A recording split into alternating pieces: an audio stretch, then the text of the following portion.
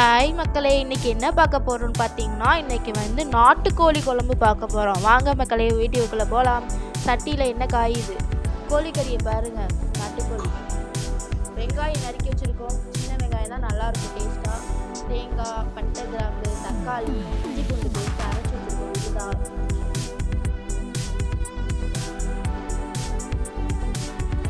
இப்போ எண்ணெய் காஞ்சிருச்சு மக்களே.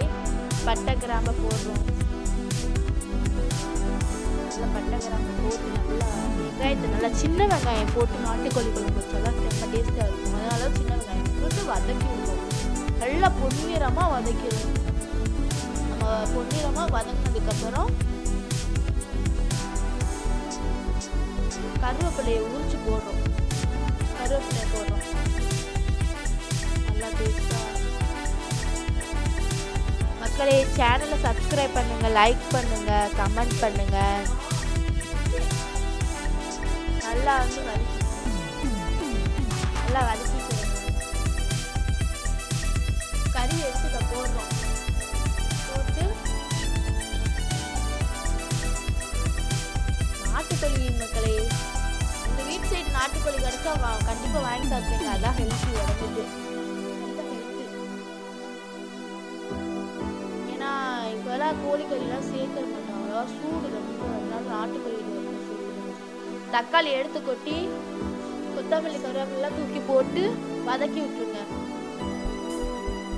நல்லா கிளறி விட்டுருங்க. நல்லா தக்காளியோட நல்லா கறியோட தக்காளி சாறு வந்து கறியில் இறங்கணும். அந்த அளவுக்கு மிக்ஸ் பண்ணிக்கோங்க. நல்லா மிக்ஸ் பண்ணிட்டு மூடி வச்சு ஒரு அரை நேரம் அப்புறம் மூடி திறந்து கிளறி விடுங்க. நல்லா கிளறி